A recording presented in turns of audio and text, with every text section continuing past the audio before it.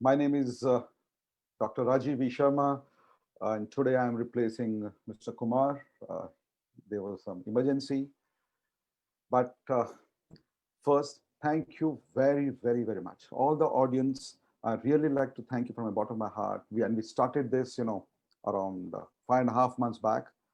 Uh, we were expecting a good show, but I think you have overwhelmed us. Thank you very much.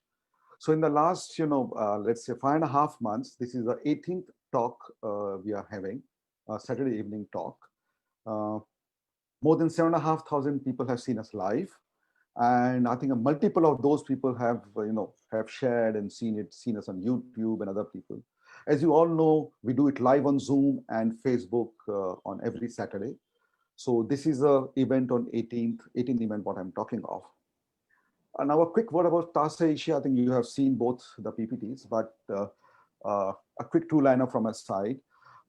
We are driven by passion.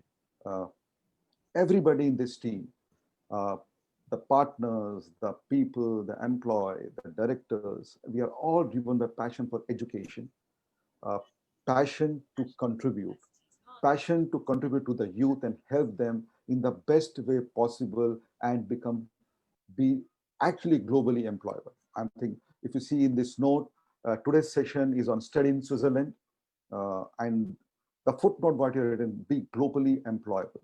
So it actually takes care of the philosophy, what is a company, what we have with us. And in this show, we bring areas, topics, uh, people, experts, which is relevant to a student. I'm saying students is the center of our all activities what we do. Of course, teachers and educationists and parents are the outer circle, but it's main all about students, and we want to help them take a career defined decision, and we are trying to help them in that space. Today's uh, guest, a very dear friend, Dr. Anthony Erb, uh, has agreed to be a part of the show. And by the way, currently he's in live from Brisbane, Australia. Though we are going to talk of Switzerland, uh, he is currently based out of Australia with his family. And you can understand because of Corona, he's not able to move. By the way, it's very rare for him. Because last time when I spoke to him, he says, Rajiv, I spend only 60 days in a year at home, which is Switzerland, which is Australia. The rest of the time, he's a globetrotter. And since 2006, he's the international dean, director of BHMS Switzerland, one of the most premium colleges, and we have been working pretty long with them. He serves as a board member of Benedict Education Group, a pretty large education group from Switzerland. And before being a academician, let me put it that way, he has been a global executive.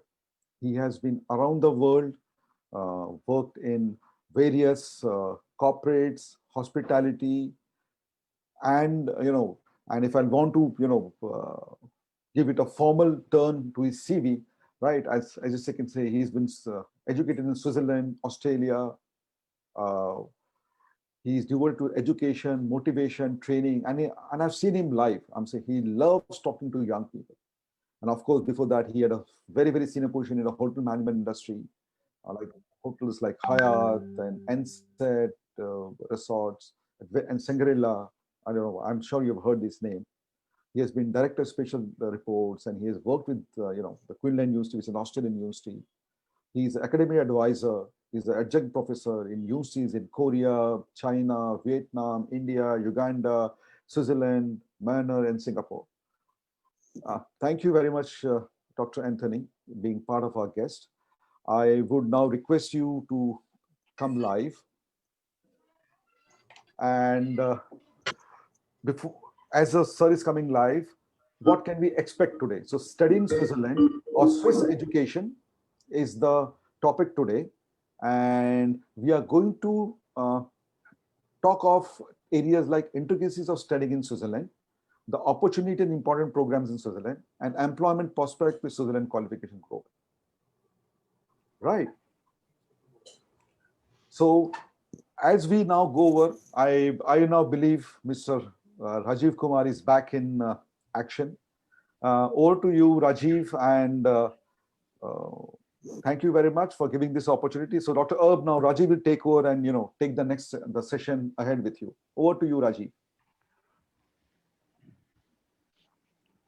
Thank you, Dr. Sharma. Thank you, Dr. Anthony, to be part of our team today. Uh, I welcome you to the show. We've been doing this show since last about 5 or 6 months today, and we've had so many students who have attended us live. We've done so many sessions on a variety of countries such as Australia, Canada, UK, USA in the past. And this time, ladies and gentlemen, and Dr. Anthony, we're bringing Switzerland to you on your table. So here we have Dr. Anthony with a load of experience on this to back him, close to half a century probably. Am I right, Dr. Anthony? Yes, unfortunately, it's a half a century. Half a century or probably more. Thank you, and we feel very nice to have you today here. So let's just talk to him, ladies and gentlemen. He's live from Brisbane, as Dr. Sharma already said. Over to him. Welcome to the show once again, Dr. Anthony. But before we start the show, I just would like to, have some kind of ground rules set for everybody. We will run this show for something like 80 to 90 minutes today. So be with us and do participate in the poll quiz, which we will be doing from time to time, starting just now. So I will request the admin to please put up the first poll quiz on screen for you. And from here, we will carry on the show. Admin, I request you to please put on the first poll quiz. So ladies and gentlemen, those who are on, here it goes on your screen. Please mark this. You have something like 10 or 20 seconds. 20 seconds. Okay, I'll give you 20 seconds to participate in this and mark your answers. If you want to study in a European country, Switzerland, is a European country, and given a choice, what will be your first choice? First country choice: UK, Germany, Switzerland, France, Eastern Europe, somewhere, Spain, or any of the above. We will discuss these in length with Dr. Anthony of what his views are over different European country choices that each student could keep in mind. So please be quick and respond to this.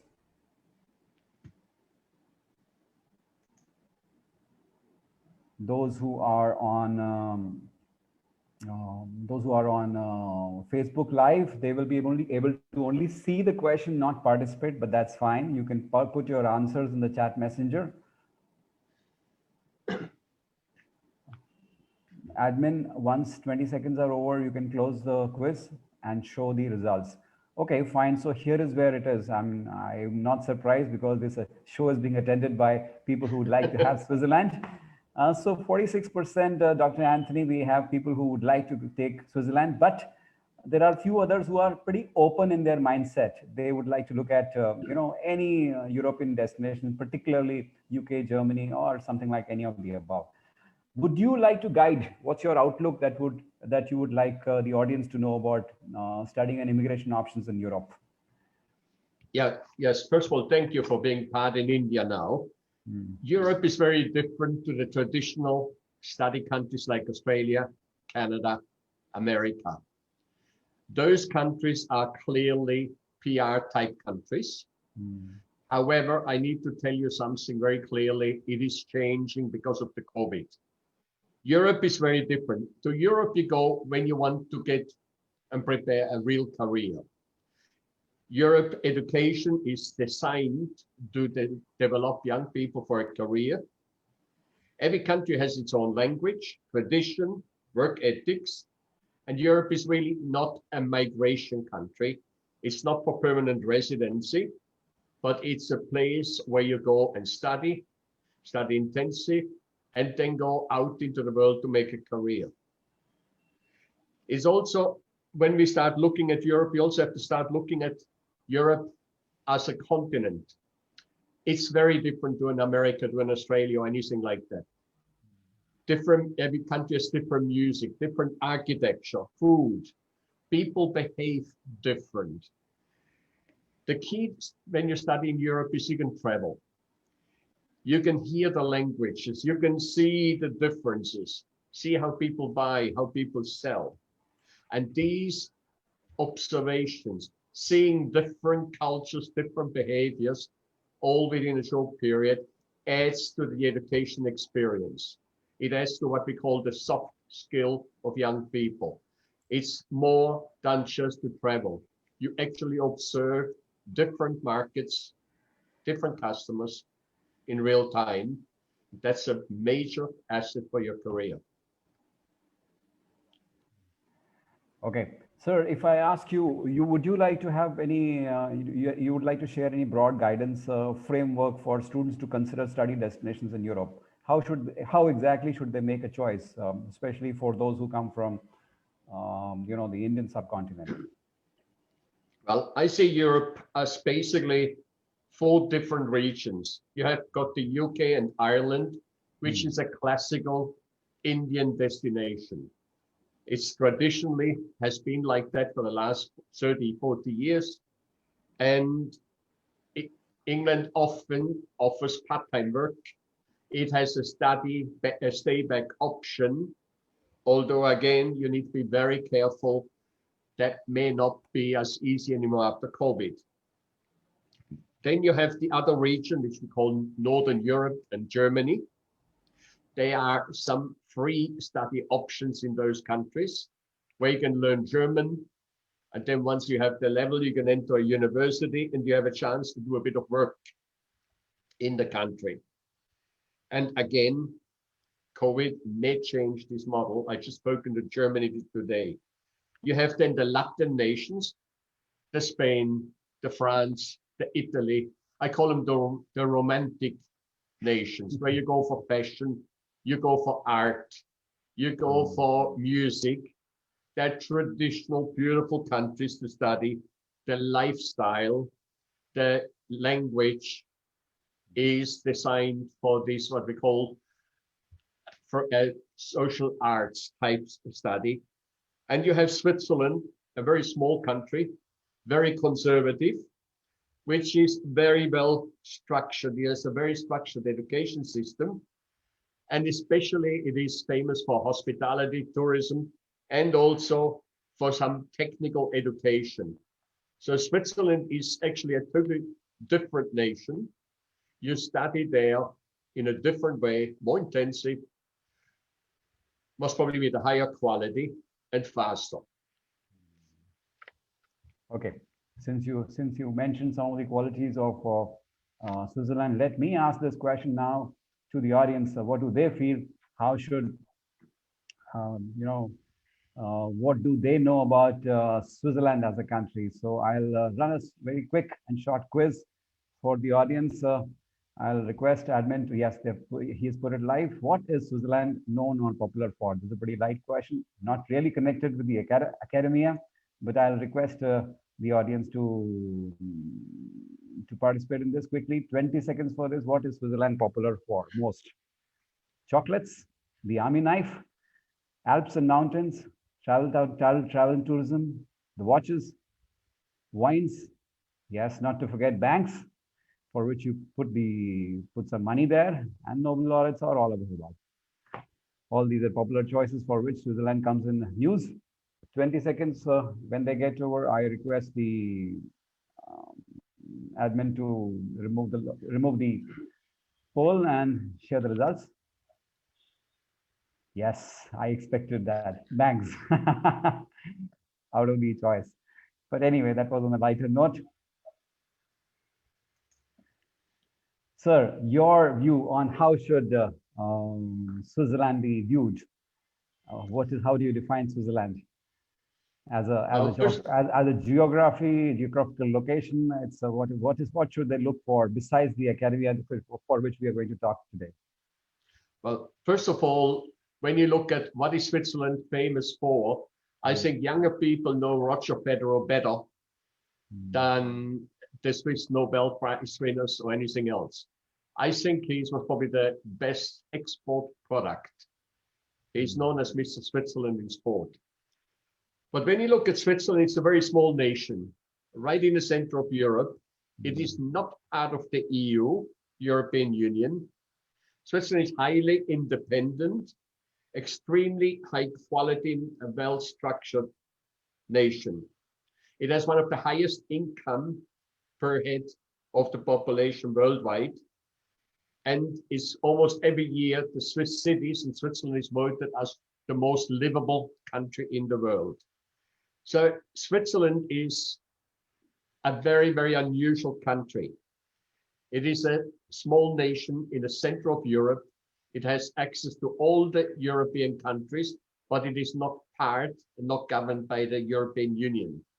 So the independence of Switzerland has made Switzerland famous, because through that they've been able to develop many, many of the products you've just seen, from the army knife to all these things. Yes, sometimes it comes in news for the banking institutions which are there. Absolutely. For all the wrong and right reasons. All right, we come to now the Switzerland as a brand for education on various different fields of discipline. Sir, your comments about how should the audience view Switzerland as in the education field? About well, service first of all, orientation, Switzerland, languages, or whatever, reputation, etc., rankings. Switzerland is a totally different education country to all the other study nations. It has an education concept which is over 100 years old. We call it the apprenticeship system. Basically, students, almost all students, they study intensive and they work intensive at the same time. Principally, what we believe is that education, study is very serious. It's like a job. It's full-time. And we believe that the working, the application of knowledge, so everything you learn in class needs to be done full-time. I don't believe personally in part-time work. Because part-time work, you don't take a risk. It's basically you're given what you have to do. A full-time job is the way to go. I call the Swiss system a 3H system, where you basically have the head, the hands, and the heart. In the head, I basically accumulate knowledge. I study, I put it into my brain, I develop my knowledge. With my hands, I have to use the knowledge I have in my head. I've got to use it in reality. Any knowledge which is up in the head, which cannot be used with your hands, is not of benefit to an employer. He doesn't buy your head. He buys your hands so he can apply that. And then I believe there's another aspect, the heart. And that's where Switzerland is also very strong. We believe very strongly in developing the person, the personality, the attitude. And this is, again, something which is very, very important, to develop personality, develop the work attitude. And I think this is one of the reasons why Switzerland is probably one of the most wealthy countries. It has the largest middle class anywhere in the world, because almost all Swiss people have gone through an education process of study, applying the knowledge into practice, and having a certain behavioral training, education to fit into a workplace, have the right attitude. That made Switzerland famous. And I believe that's what we are doing today with the modern education. We do exactly the same. Exactly. I think you're pretty right on this.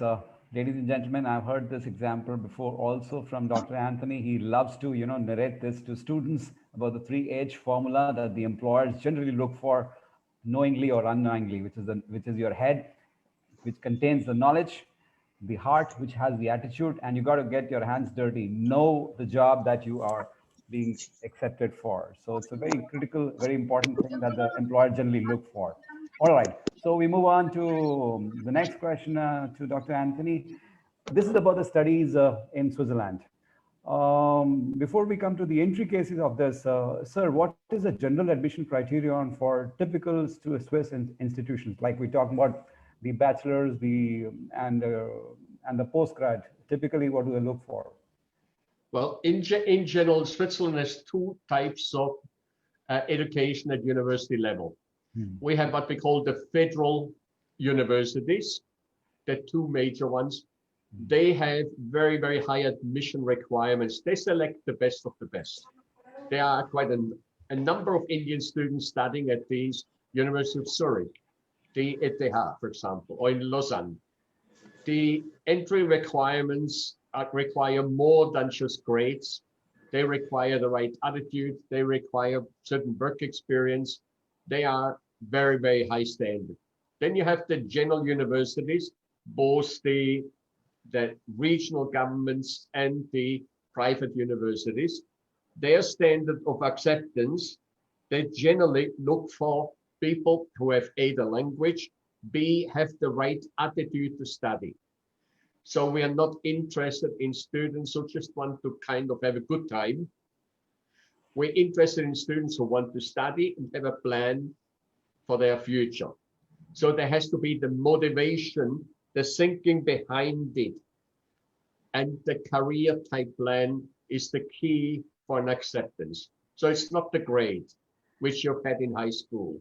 It is not which subject you like, but it comes down to, will your study help you to make a career in the future? It's the attitude towards that career is the key for an acceptance. Sure. We'll come to the specifics of this, but generally, if you have to guide students, Dr. Anthony, when exactly should one start getting ready holistically, which means academically, financially, mentally? Like, how much time frame should the student typically have in mind before he actually decides to get out of India or home to a foreign country, typically in the Switzerland territory? Well, look, I talk as a long-term businessman. I've been in business for many years. I've been an educator for many years. I believe education needs to be planned. It's not just let's go quickly decision. The study direction needs to be researched, not just based on feeling. I met many students from India, in Switzerland, and even here in Australia over all these years. And I found one main thing that many of them, basically, they go into a country to study. When you ask them, why did you go there? They basically say, oh, I just wanted to go and study, but I don't really know what I want to do. Study has to be planned. And I believe that brings me then down to something else. Study major, the area you want to study, needs to be looked at very, very careful. We find many young people today like to be a specialist right from the beginning. Study is something very different.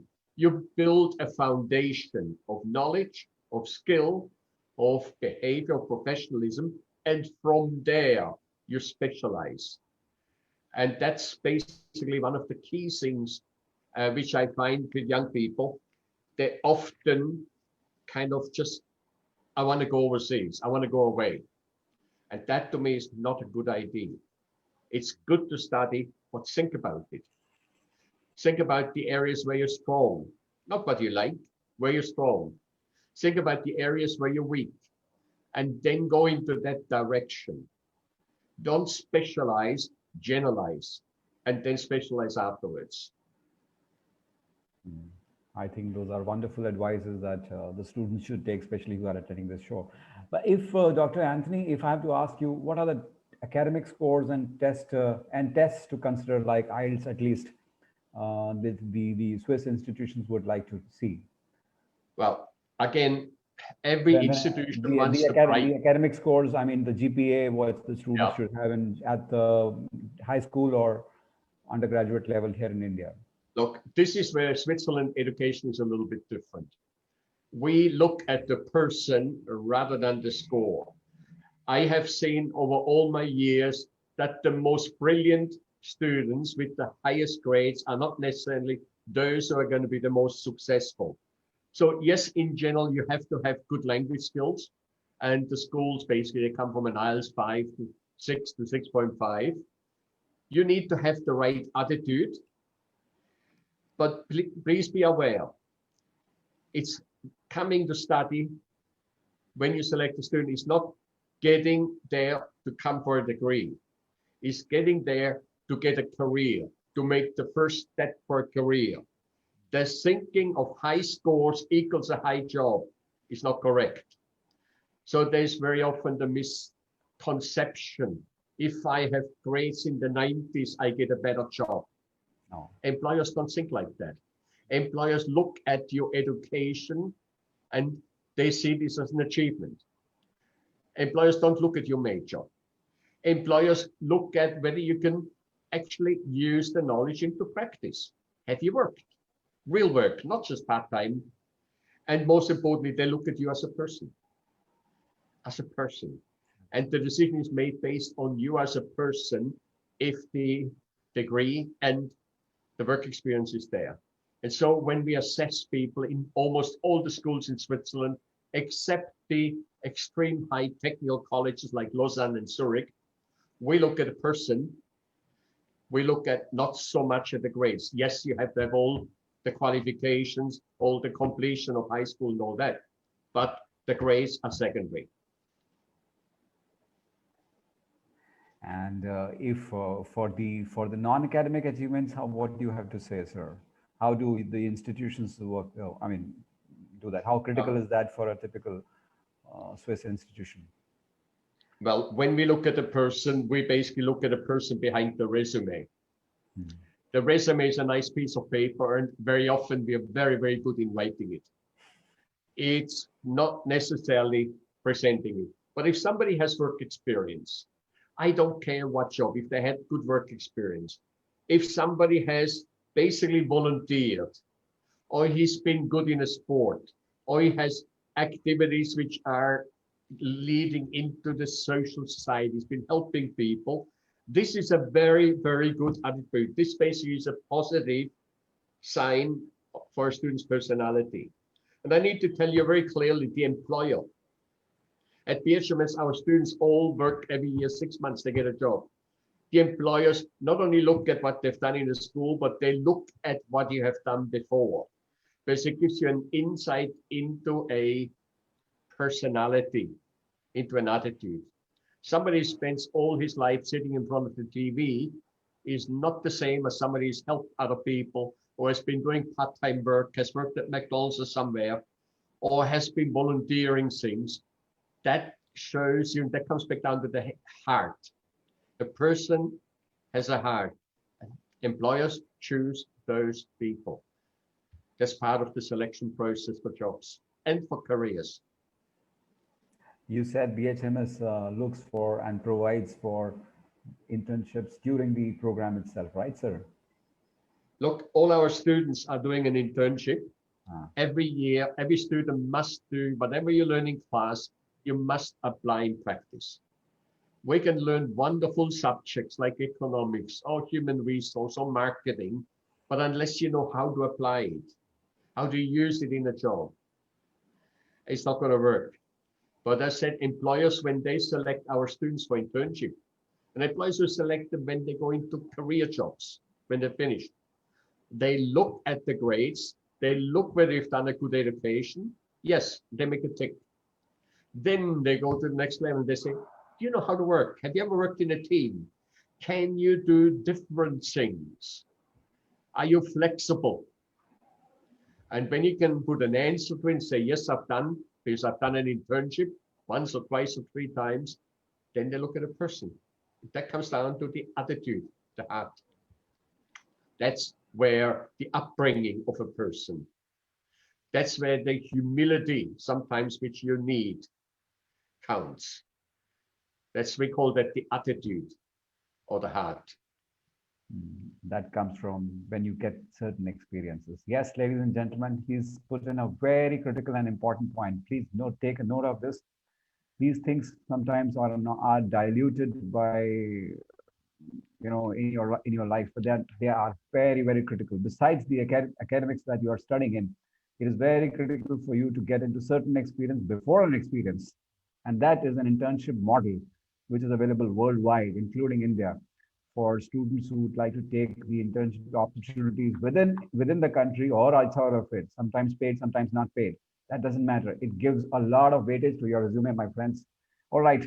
That was just to support your argument, Dr. Anthony. My little 2 lines went to the audience. All right. But before we move forward, we have one more poll quiz now coming over to the students.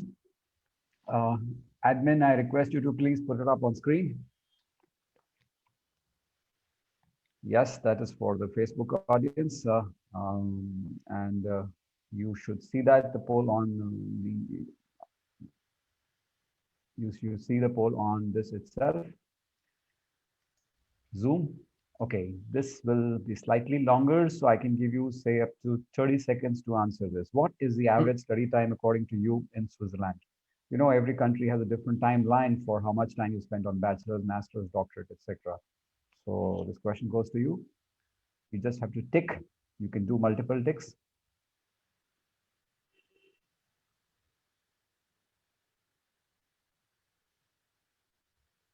When 30 seconds get over, admin, I request you to please display the results.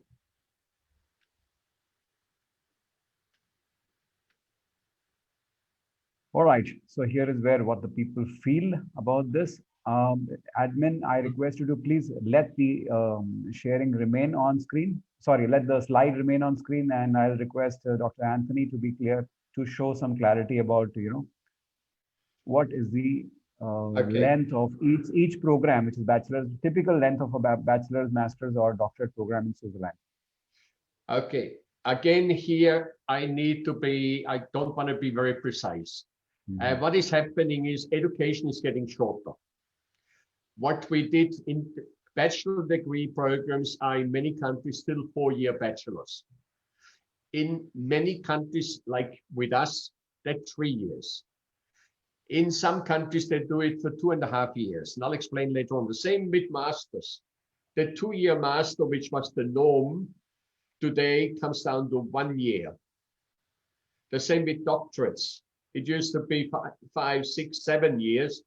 Now you can do the doctorate in 5 or 4 years. I'll explain that to you. All right. Ladies and gentlemen, this but the reason of the education becomes shorter, not because we teach less.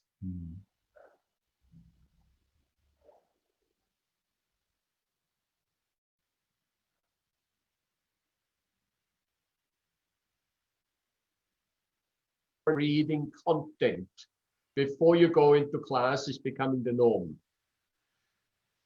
And that's becoming very important. Education is serious. That's why I'm saying it has to be a full-time job, and therefore your learning is different. I'll give you an example. When I teach a class to a group of master students, I clearly tell the students to pre-read the text. I have 3, 4 students at random, which are describing what they read. And then we start to bring in the practical experience and the reality. We no longer teach the content. I expect the student to read it, to pre-discuss it, and the teacher will then explain and bring it into reality. This is how it works in business. And we do this in every single subject. So that's why in India, you will see very soon universities going down to 3 years. It's already happening in Australia. It's already happening in the UK. America started with 3-year bachelor programs. This is why you can do a master degree today in 1 year. You don't have less subjects, but you study different. As simple as that.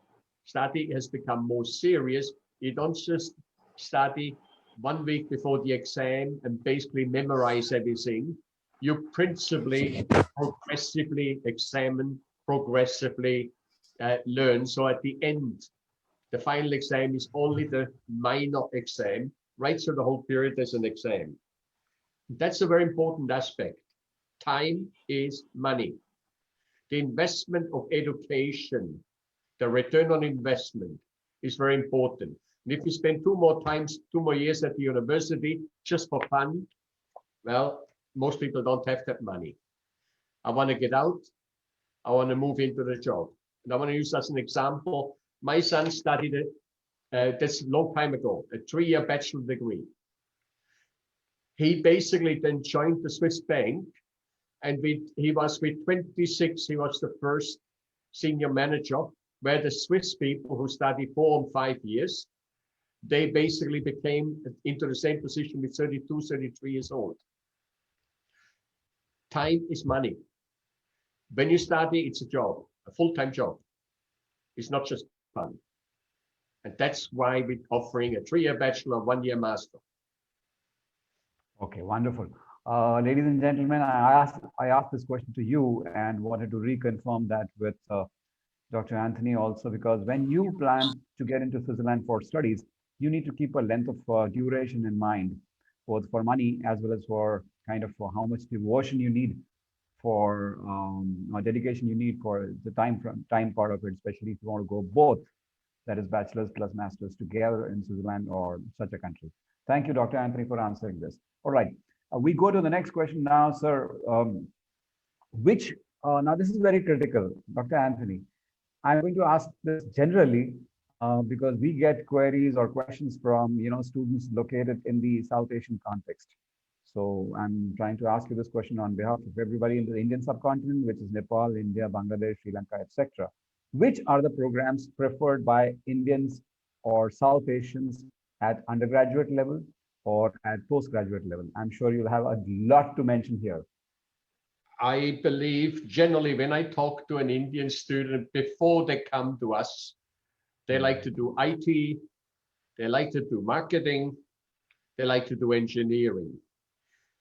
But in reality, most Indian students at the end will choose what I call a multi-skilling type position. Hospitality, tourism, business is a very, very good foundation for any other job. You see, sometimes Indian students don't understand the concept of multi-skilling. They measure their education by the specialization they have, but they don't understand when they go into employment with an employer, wherever it is in the world, the employer is not hiring them as a specialist, but as a generalist, which you can put into different departments. And that's why I believe specialization is often seen wrong. I see it when students want to learn to get into the cooking career. They want to learn chocolate. Not many chocolate makers get jobs. They want to do events management because in India you have these big functions. That's not going to give you a job. We're saying study the hospitality management. The same with business. They want to be finance managers. You need to be broad.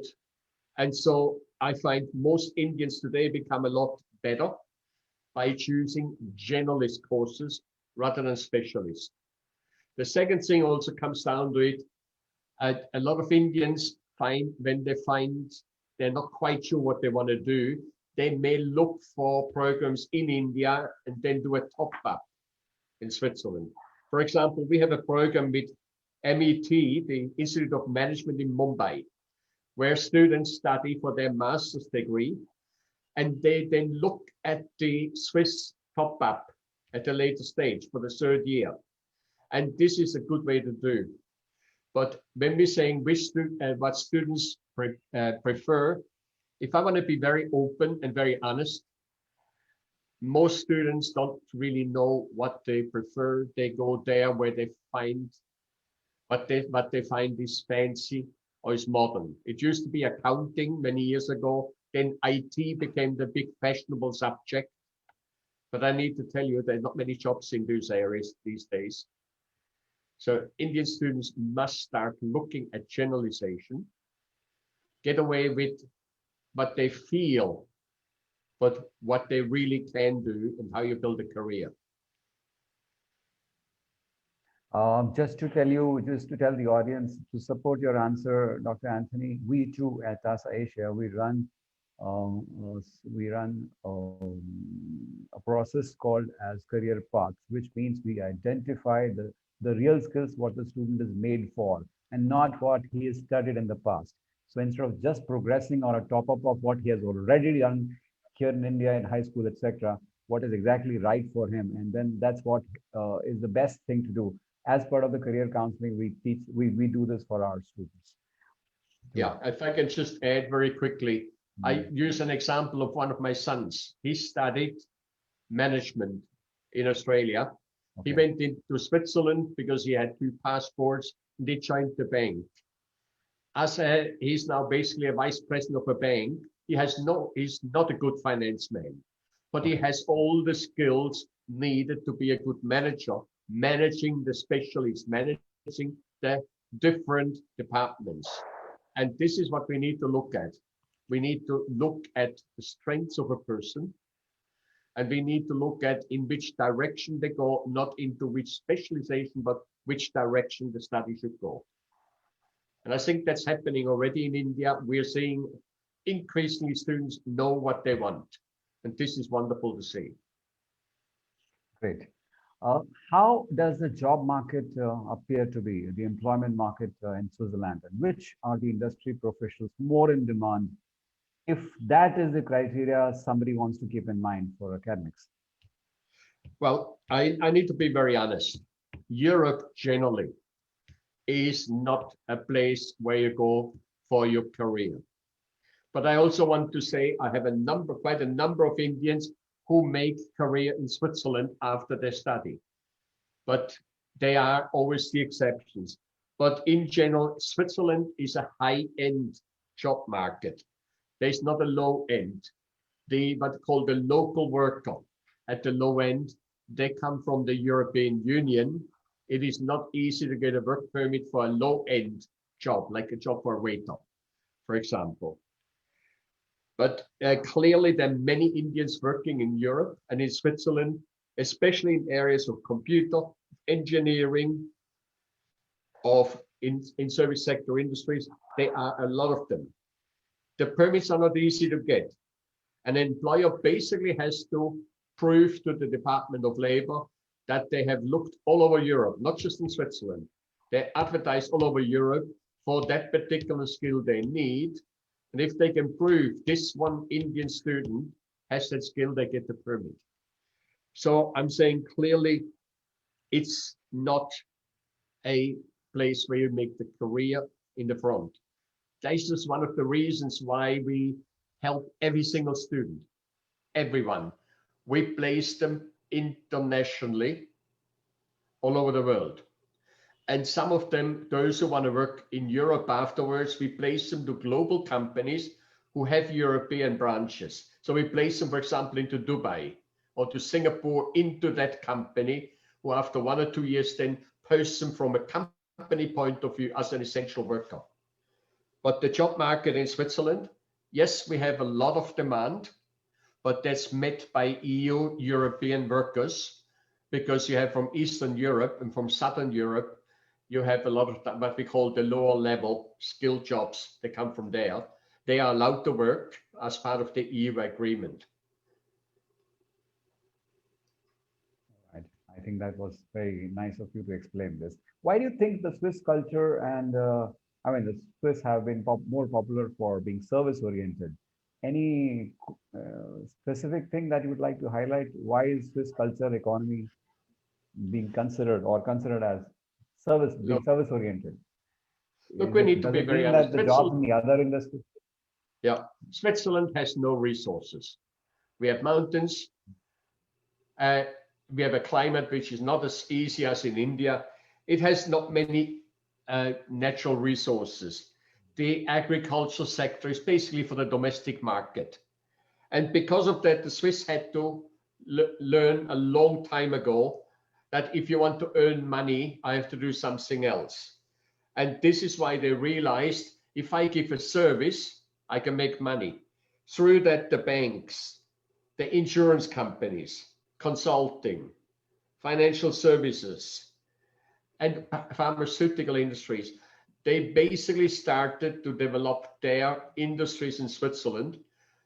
They basically started to attract international experts into their company to build the company up. So the Swiss culture and the economy is service oriented as a necessity. Without the service sector, Switzerland has really not much industry. We don't have heavy industry. We don't have a lot of water. We don't have anything. We have half the country's mountains. Tourism may be an industry, but as you can see with COVID, can also go very quickly. So the service sector has become the key. And out of that, Switzerland has the reputation to be a leading country in the service sector industry, which, by the way, is more than 50% of India's industry and of the global industry. people who provide a service for money. And that's why they've become good, as a necessity. That's right. If there is a student from South Asia, which is a non-European student, how do the work prospects appear to be for him in Switzerland or in the rest of Europe? And I don't want to point about this, but maybe there is any discrimination for EU versus non-EU students, anything like this? Well, again, it's principally right throughout Europe, or what we call the Schengen region. The concept applies that European labor first. And so the employer has to prove that he cannot get that skill recovered. On the other hand, there are options to get work experience. And this is, for example, what we do at BHMS and at most hospitality schools. We basically have a concept of 6 months study and 6 months full-time working. It's a real job with a real work contract in a real place. It's not like in India where you watch somebody doing a job. You're actually a real employee with all the good and the bad part of being an employee. Yes, you get paid for that. And so a lot of the Swiss industry is covered by these so-called internship students, which work as a base of learning the theory and apply it into practice. The entire tourism service sector industry, to a certain extent other service sector industries get their labor 6 months or 9 months to do their job in Switzerland. They're usually highly motivated staff, because A, they earn good money, B, that's what gives them later on the real career. Having worked in Switzerland is the base of getting any job afterwards. So the service sector industry has developed, and as I said, the job placement in Switzerland is based on this. I want to give another example. My son has 50 Indian employees at the bank. That's one of the largest banks in Switzerland. These are IT specialists. These IT specialists were selected from 1,000 top IT graduates in India. They were trained in India and 50 were selected. So there are positions often for specialized people, usually limited to 1 or 2 years. Yes, they're very lucrative, but they are pre-selected in India, not in Switzerland. So they are well selected. That happens in many other industries too. But Europe, that's why I said in the beginning, Europe is a place to study, to get all the experience you need to make you positive and make you successful in the career. It is not a place where you just go for a PR, because when you actually look at PR, in many countries like America, Australia, Canada, most of the people who go for PR, actually the lower level people anyway, the lower skilled people anyway. That's not Europe. And that's what probably why the quality of Europe is so high. But again, we place every student after their study into an international career. That's the key. That's the key, right. Is there any mandatory requirement for languages, particular languages? What are the languages typically spoken in Switzerland? Look, Switzerland is a classic multilingual country. We have actually 4 languages, well, 3 languages which every school child has to learn. When I went to school, you had to have in year 5, you had to learn the 2nd language. To get into high school, you had to learn the 3rd language. And then, of course, everybody speaks English.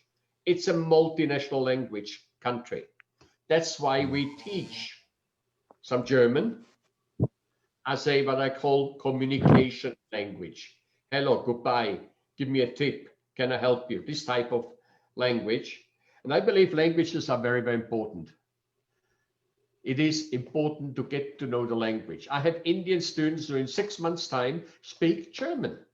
They can communicate and they make a lot of tips because they actually try. But clearly it is multilingual. And I often attend meetings where we speak 3 languages in the same meeting, sometimes 4. A French speaking person speaks in French and I speak in English. Another one answers back in German. it is a very unusual culture. And many of our students experience this. When they go for an internship position, often the employees in the company, they come from different languages. So you get to know some of the keywords, and you use a lot of sign language to be able to get things achieved. And it works. It works. I'm saying clearly a language is an asset because it's more than just words. It is actually something of the culture which you take from this country. It's not being perfect, but being able to understand the gist of what was said and saying something. I want to make an example. I can often, when you can talk to a person in their local language, just say hello, how are you, thank you for coming, and then go into English, and people think you speak the local language. And some of my Indian students are brilliant at that.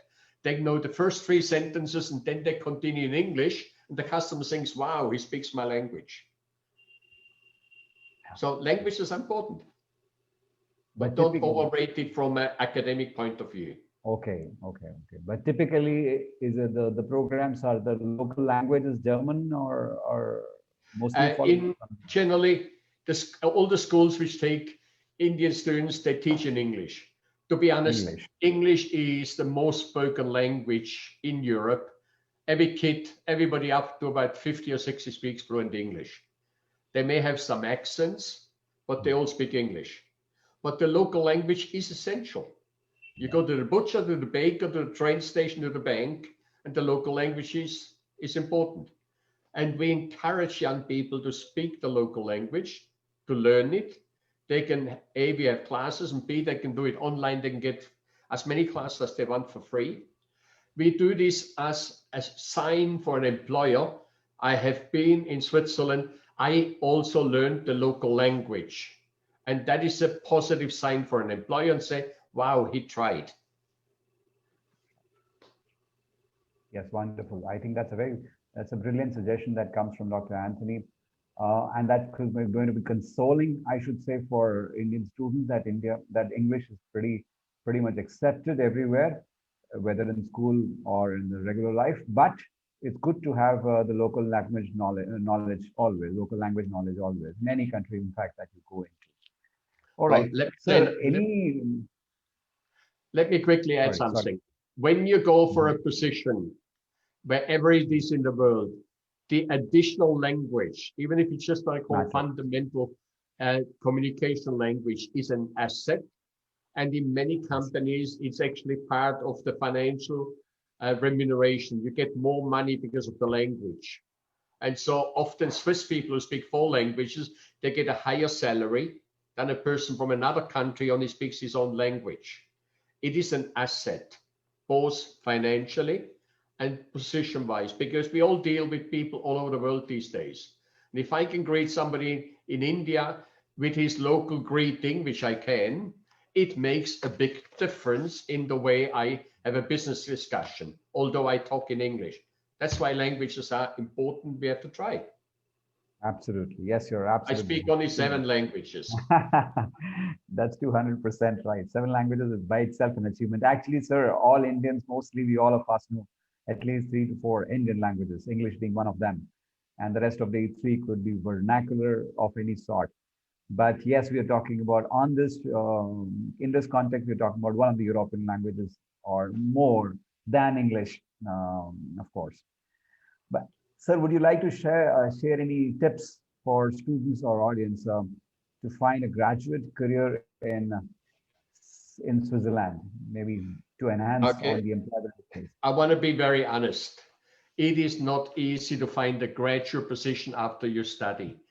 When somebody wants to do this, and some people have either relatives there or they have a girlfriend there and they want to basically stay in Switzerland, we usually advise them to go to either somewhere to the Eastern Europe in one of the hotels, or we go then to Dubai or to Singapore for a year and get the company they were quit, the global company, to transfer them as an expert back to Switzerland. To find a position in Switzerland, or actually generally in Europe, I need to be honest, it is wrong to tell people you find a job. I said the process for an employer to prove that nobody in Europe has the skill is expensive. You have to advertise in about 12 European newspapers in order to prove to the Department of Labor that nobody in Europe has the skill this one person has. So we often, when you really want to make a career in Europe, advise them to go to, for example, to a Sheraton in Dubai, spend a year there, and then the hotel will transfer you back. And that happens more than you think. That's a format which is used by your organization to, bring them back to Switzerland, Yeah. right?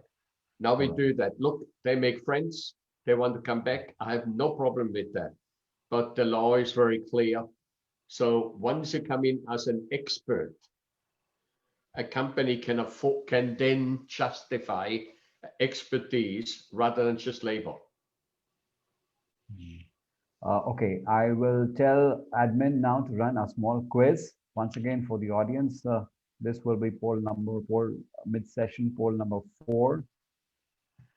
Okay, here you see on your screen, if you are tight on your funds with high on ambition, you can take a part-time job in Switzerland, then part-time program and do a job, or you can take an education loan, pay back later, or look for scholarships-based admissions in Switzerland. What will you do? What is your answer? Okay, I give you 20 seconds for this. Admin, I request you to close the quiz once 20 seconds gets over. And okay, here is where the answers are. So this is for us to evaluate and move on further as to. We have the results compiled and shown here. You can see that. I don't know you're surprised or not. I'm somehow, this is pretty much the same as to the feedback what we also get from our students. What's your suggestion to the students? First of all, can he work and study at the same time? What does the local law say about it in Switzerland? And again, in Switzerland, the two major federal universities allow 20 hours part-time. Most of these people basically fill up shelves in supermarkets. 20 hours per week. Yeah, but almost all other institutions, which is the 95% of the institutions, they do not allow part-time. We're saying clearly a 6-month study program. We compact 9 academic months into 6. It is a full-time job. Part-time is not possible because it's a full-time job. It's not just the study, it is the projects, it is the group exercise and all this. But this is why we basically organize a 6 months practical internship. That's guaranteed. That's part of the education. The 6 months job is with a real company, with a real work contract. It is paid. The gross salary set by the government is currently around 2,200 Swiss franc or US dollar, roughly the same as a gross amount.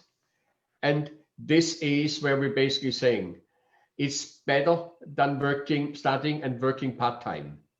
They use the UK as an example, where often students work and tell their friends to go to university and take notes. Mm-hmm. I don't believe in this. I believe you need to be part of the class. When you study, you study. When you work, you work. So it is possible to work part-time. It is standard in all hospitality schools.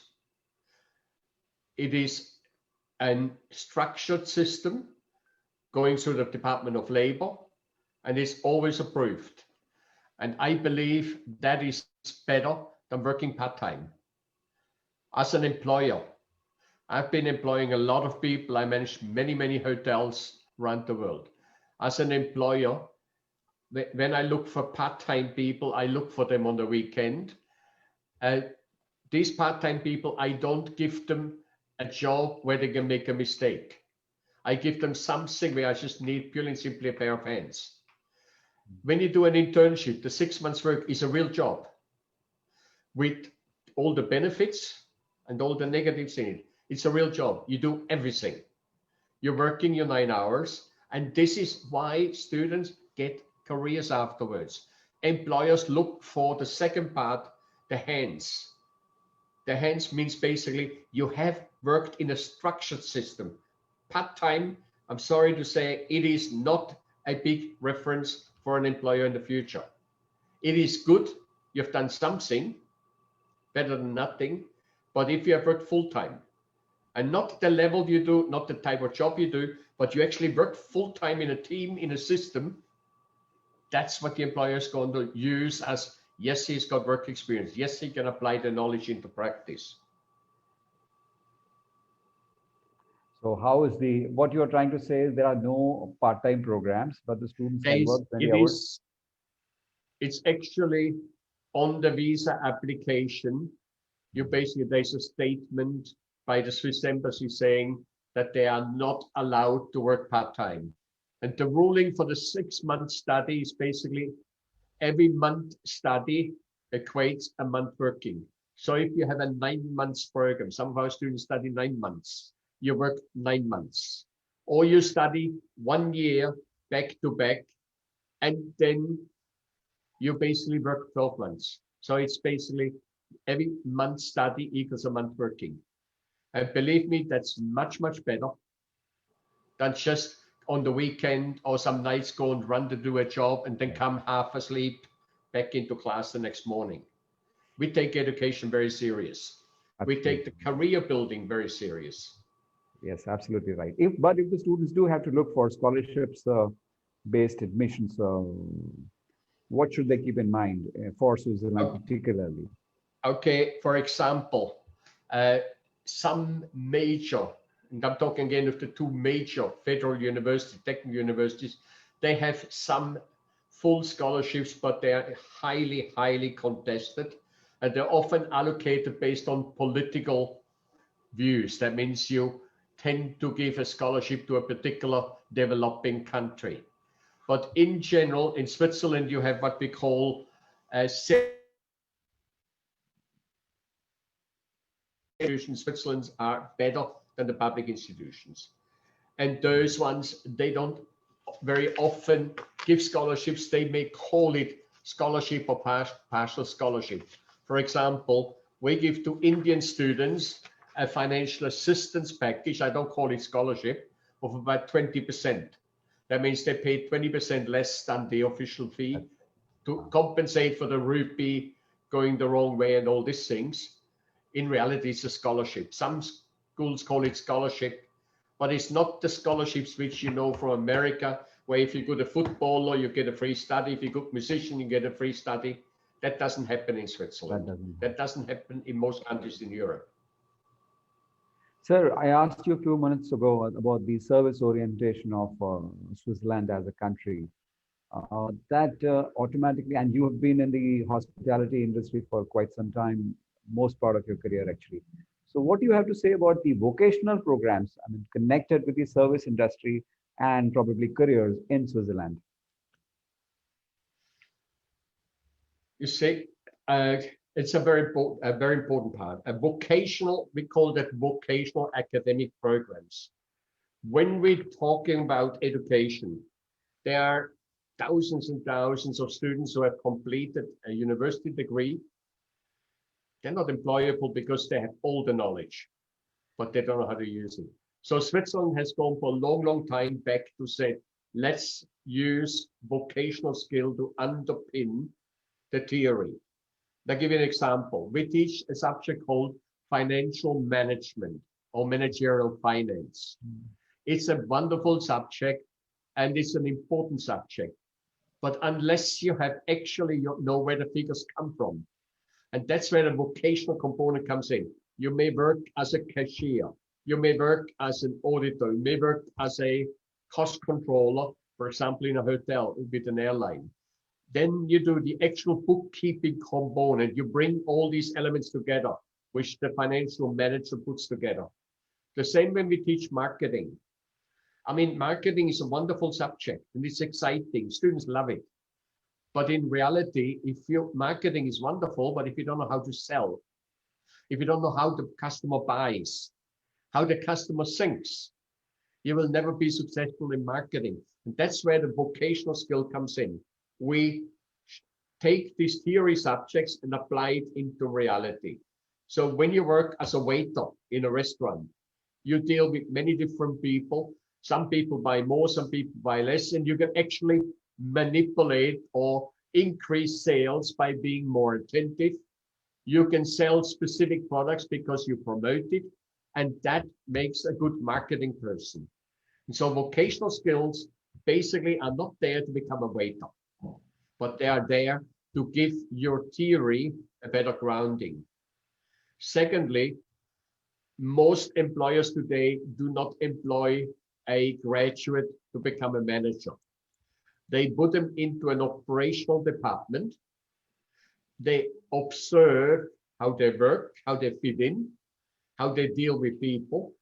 And from there, they promote them up into a managerial position. If you do not have those vocational skills, you look pretty stupid because you don't know how to do it. So the vocational skills is what I call using the hands. You apply the theory into practice. You have multiple skills, and therefore the employee, when he looks at you, thinks, my God, this guy is good, he can do different things. And therefore you're much quicker moving up. I need to make it clear. Employers do not hire managers, even with MBA and masters. They do not hire them into management position. They put them into a low-level supervisory position for 3 to 6 months and observe how he deals with people, how he handles situations, whether he's flexible, whether he's practical. And then they promote them. That's why vocational skills are so important. That's why we are a business school, but we use vocational skills to underpin all these business subjects. That So even what you're applies trying at to say, master level.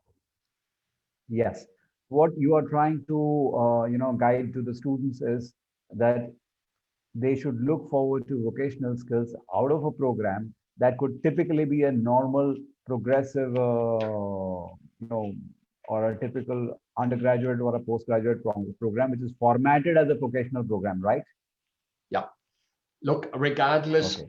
what the experience, if I have somebody who's already got a lot of vocational experience who comes as a student, they, of course, they get automatically a little bit higher up because what they've done before is an asset. But most young people today have never really had a real job. They may have worked for their uncle, but I'm talking about a real job. And so it comes back down. I'm saying vocational skills are very, very important because they underpin the theory which you have. That allows you to apply your theory into practice. And it makes you employable, especially now in the post-COVID period. It's a matter of getting into a company rather than getting into a high position and then show the company how good you are. And that goes through the vocational component in every level, whether it is in an office or whether it's in an operation. I believe very strongly in it. Would you like to guide crisply to the audience about the visa requirements, formalities, and the post-program visa applicability there in Switzerland?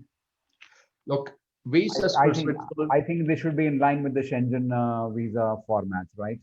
Yeah, visas for Switzerland are not very difficult to get. Principally, a lot of documentation. It's got to be filled in very carefully.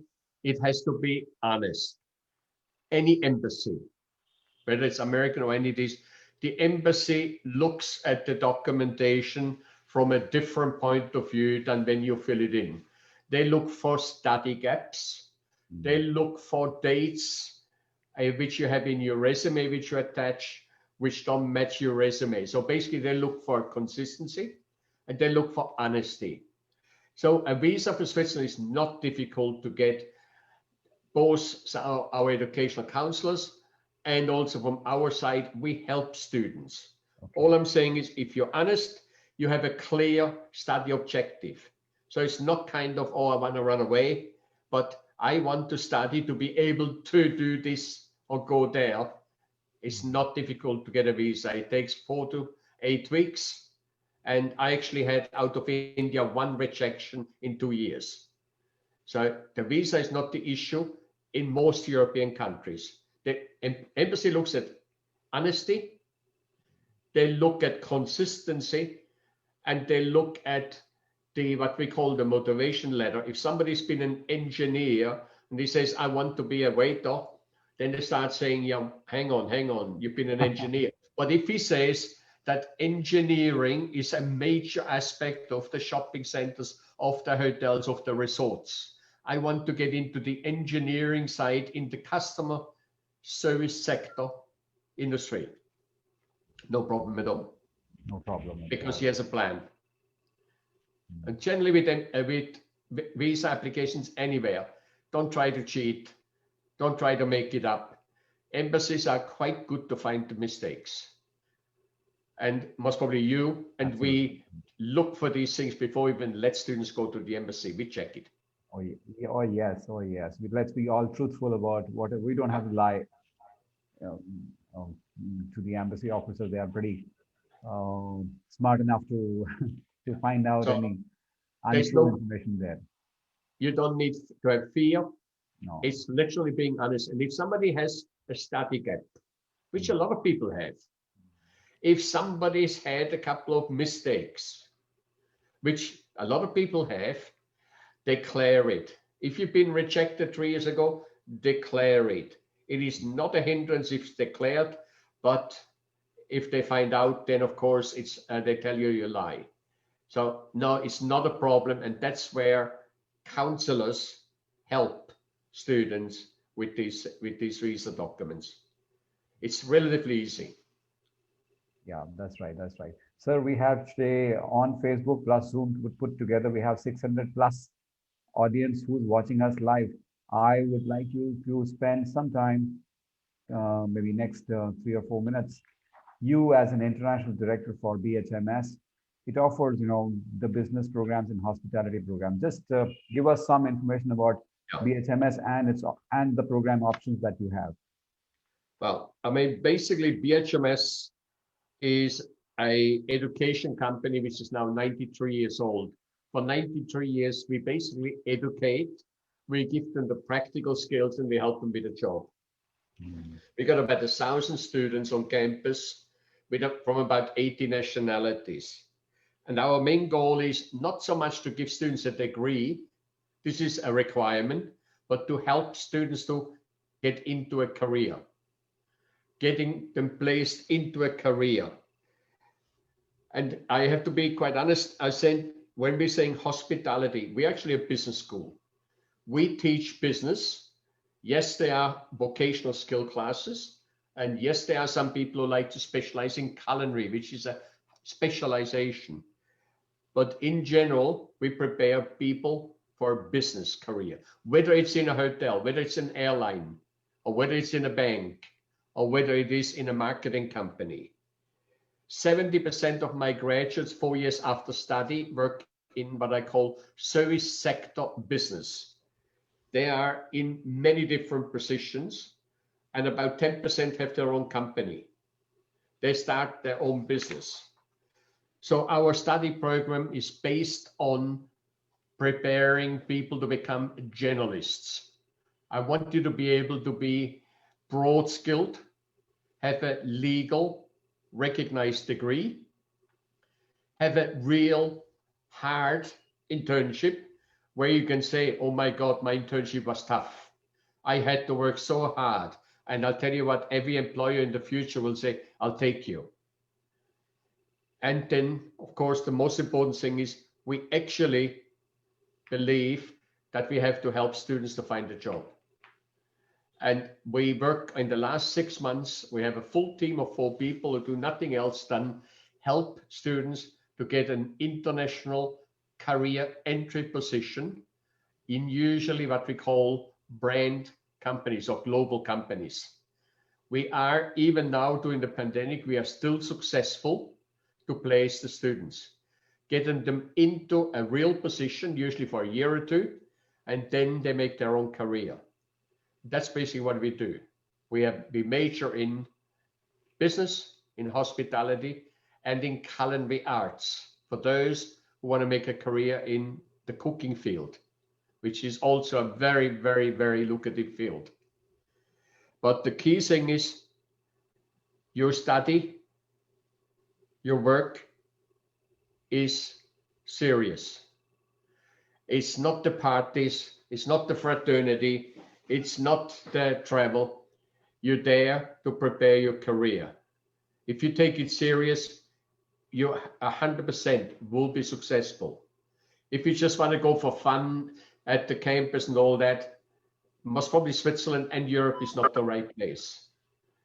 We believe career design, career planning is serious, and it's a serious investment into your life. So much right. Absolutely. It's wonderful to know that you've been successful in placements of your students, even during the pandemic situation where so many went unemployed, but you were pretty successful in placing those students all throughout. Sir, this program today is branded, the show that we are on today is branded as Can You Be Globally Employable with Swiss Education? Would you like to spend a minute on being globally employable with BHMS? Sorry, can you rephrase the question? I had a problem to Yes, understand. this show is called Being Globally Employable with Swiss Education, right? Yeah. Okay. How does BHMS play a role in making students globally employable? Okay. Primarily, first of all, we start looking from the employer's point of view. So instead of looking from a student, we start saying, who do employers? Now we're talking of global companies all over the world. What do they look for? What type of person, what type of personality, what background do they need? Once you understand the employer, you can then basically start guiding young people. Now, generally an employer will look for graduate students for two reasons. One, the graduate students have the right age and they're affordable. And two, the graduate student, especially out of Switzerland and out of our program, they are multi-skilled. I don't need to do a lot of training. I can put them into a job and they have an understanding of what it is. They have an understanding how it feels to work. So the employer looks usually for people, they put them into the position and then they observe them. And if they feel this person has a potential or this person is stronger in another area, they basically then promote them. So the global placement is literally to go into companies which generally develop managers. And I'm using a hotel example, for example, Hyatt or Shangri-La, which I worked for many years with. We basically, the whole management team comes from graduates. So we hire 10, 12 graduates. We place them into usually some places, like for example, we have them in Dubai, a lot of them are in the Middle East, a lot of them are in China, some of them are in Asia, and we put them into multi-skilling jobs. That means maybe 3 months here, 3 months there. We observe them, we give them what we call further development. That means we give them training courses, and all those which basically fit into the company profile, we then promote them as a supervisor and pass them on to our colleagues in other hotels. Banks do the same thing. Not every bank trains people. There are some banks who specialize in training and then they pass them on to the other branches. Shopping centers do the same thing. There is one particular place where they take the trainees, the graduates, they push them, they put them into different things, they look at attitude, and then from there, they pass them on for the next career job. Then there's another aspect. It's not easy to get jobs today, especially in the post-pandemic time. Not so easy. So I'm saying once you have a position, especially in a brand name, it is much easier to find a job than when you sit at home on your bed and say, dear sir, please give me a job.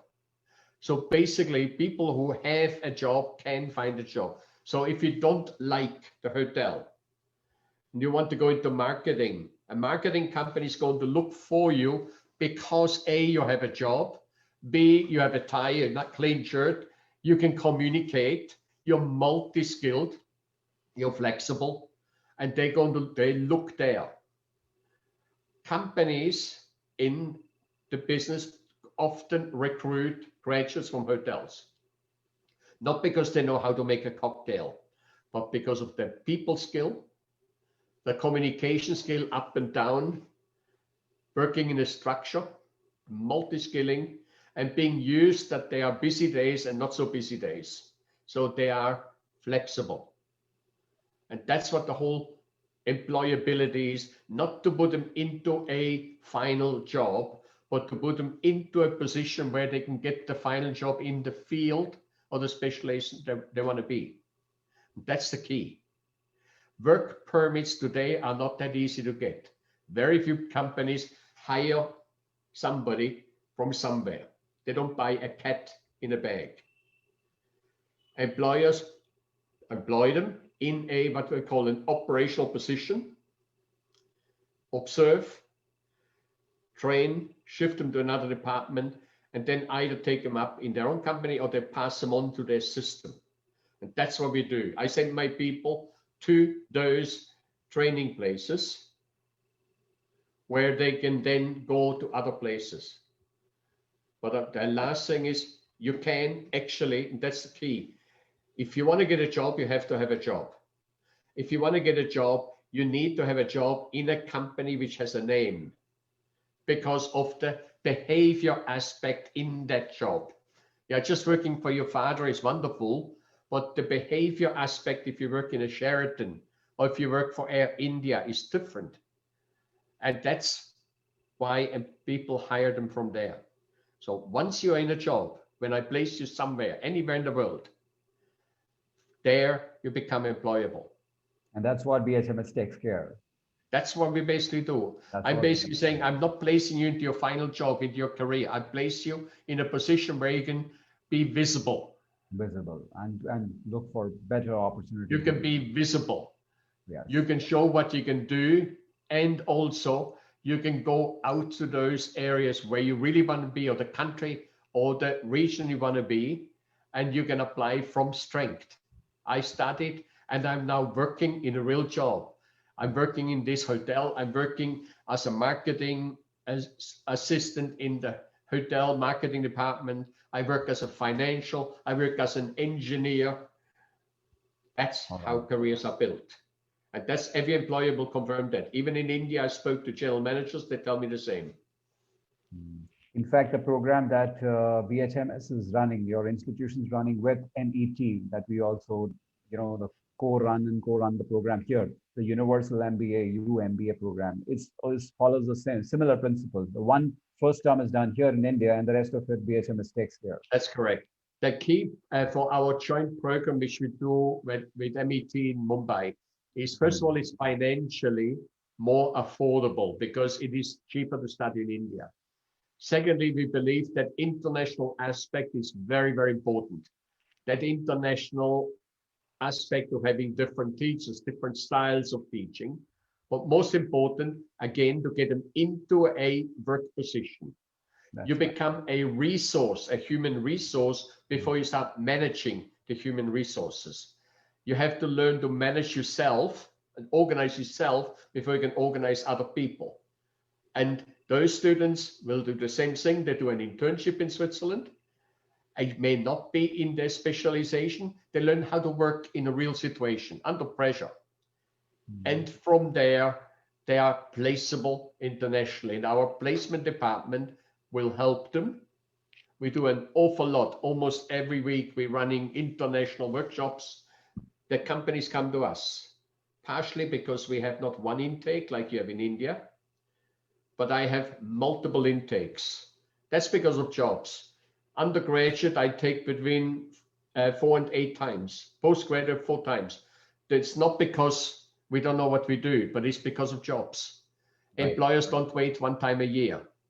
Like in India, you have 1 graduation time a year, and all the employers wait for that time. In real life, it doesn't work like that. When I need somebody, I want to know where I can get them, and that's why they come to us. That's right. Yes. Thank you for a very nice guidance. Sir, I cannot afford to lose out on the pandemic question, very critical and anybody's mind, very much live. How did Switzerland as a country deal with pandemic in the context of safety and program continuity? Well, until 4 weeks ago, I was saying Switzerland has the best record on COVID. It was safe. It had very, very little. Right now, Europe is in a wave and Switzerland is affected. We don't have borders. Half the Swiss working population lives outside of Switzerland. They come in by bicycle or by car, by train. So at the moment, we do have also a lot of viruses. However, our study is still done in normal classes. I do very few online classes. We have one of the best health systems in the world. It is managed totally different than in other countries. There's no panic. However, ICICI Bank is 5.2 only. Admin, can you Are take we care of clear this, with please? this? ICICI Bank. Thank you. hello? Yeah, sorry, there was a disturbance. Sorry. Yeah. However, at the moment, we are in the middle of the COVID virus, the second wave. And we believe for the next 3-4 weeks, it will restrict things. Restaurants close earlier. Public football match and things like that are not on. However, as I said, the health system is very, very different. The way we treat it is different than to India. It's not affecting the economy the same way. But yes, the pandemic has taken most countries. But there's another aspect. Many companies are looking at this pandemic as a negative thing. I see it totally different. I believe young people have the greatest opportunity in a lifetime to move up into careers. Let me explain the reason why. Companies are now relooking at how they operate, how they work. They look at their staff. They cut out dead wood. Companies are looking at middle management, and they may not replace it now, but they target it to be replaced with young blood, young people who will move into those positions 3, 4, 5 years. So there's a general move of cleaning out many of the middle and higher management ranks, which you also know in India, there's a lot of unproductive people in that system. And this pandemic is helping to clean up and become more efficient. We look at every work process, we look at every staff. And so I believe there are more opportunities than ever for young people to move up, because there is a demand for well-educated people who have practical experience. They know what working is all about. And most important, who have the soft skills, the communication, the teamwork, the attitude, the behavior skills. They have the greatest opportunity ever. I believe very sincerely in that. There is a fundamental change happening in companies, in India too. And so there will be plenty of jobs coming up. I tell my students, next year we're going to have more internship offers than I have students. There'll be more international offers, because once the pandemic is over, every Indian will travel overseas. You know that yourself. They're all going to jump on a plane and go somewhere. They have to eat, they have to sleep, they have to fly, they have to go in a taxi, they have to go somewhere. There'll be huge opportunities. In the Middle East, so many people have gone home because of the pandemic. They're now in India. Not everyone will go back. That's why I place a lot of people there. And so the pandemic has negative things, and I feel sad for people. But it has a great opportunity for companies to renovate, to reorganize themselves now out of necessity, and building a team of young future managers into it. And I hope that many of my graduates will be in those positions. Yes. Sir, we have to wind up this show, but before we do that, any parting advice you would like to give to our students who are on this show? Switzerland as a goal, what should they think? Can you ask the question again? Yes, sir. Before we wind up this show, would you like to give some parting advice to the students who want to choose Switzerland as a study destination?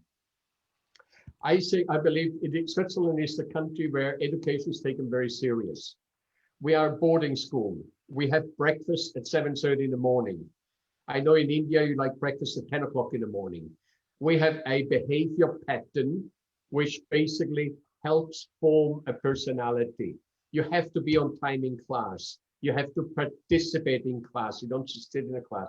So there is a behavior structure which allows a student to be much more effective. We have an international student body which basically creates a lot of interaction, because we discovered that different countries do things different, but we do it the same way. So in Switzerland, study is taken very serious. The internship is a serious job. And that's why students become employable. That's the whole idea. I believe if you want to be serious, make a career, Switzerland is the place to go. It's not the most exciting place. At 10 o'clock at night, there's not much life on the street. But at 6 o'clock in the morning, we're all up to start working. And that's what the real life is all about. That's what all the parents and all the business people have to do anyway. Switzerland is the safest place. It's very, very safe. It's one of the safest places in the world. And Switzerland was probably one of the most conservative countries. People are conservative, they're structured, they're organized, and that rubs off on a student. Students have to get into a pattern of behavior, a pattern of living, which suits work life, not the school life. The school life is finished when you finish your study. And so you see it by example. In Switzerland, people go with a tie to shopping. You basically, the behavior is different, and that rubs off on people. If you want to go to the train, it leaves when the time says, not 1 minute later, not because you come running. This attitude forms a person and a future manager. That's why Switzerland is the best study place. And financially, you will be surprised to know Switzerland is not more expensive than England or Australia or America. In Switzerland, prices are given. That means basically everything is covered in your price. Where in other countries, you only have the tuition price, and the extra is often much higher than they tell you. So in Switzerland, you know what you earn, what you pay, you know what you earn. And when you look at the income, guaranteed income, away from your costs, you'll find Switzerland is actually cheaper than most places in the UK and Australia. But study is serious. You don't have time to stay away from class. You don't have time to basically take it not serious. You study more in less time, and that forms a manager. So it's the forming of a manager, which we do very well in Switzerland. Thank you so much, sir. And thank you all the audience. We have close to 700 people who attended us live today, sir. And I would like to thank all of you, including Dr. Anthony, who's been so kind to receive us on pretty late in the night for you, sir. Probably it's dinner time for you. But anyway, I'm sure that students would benefit a lot from this show today, and they will definitely take the understanding and guidance given by you, sir, on this show. Thank you so much once again. Thank you, everybody. Thank you. And guys, the audience, I'm talking to you now. We thank you too for coming up on this show. Remember, we do this show on different topics every Saturday at 6 p.m. Generally, unless there is a time issue like this today, because Dr. Anthony is placed in Australia, so we have to adapt to the timings. We post the recordings of this session on our YouTube channel. Please feel free to visit the same and watch it again, or share the links with your friends at any time. So see you next week again. Actually, we'll have a gap of Diwali weekend, same day, but otherwise we appear every day, every Saturday at 6 p.m. So thank you so much once again. Namaskar, goodbye, and take care. Thank you.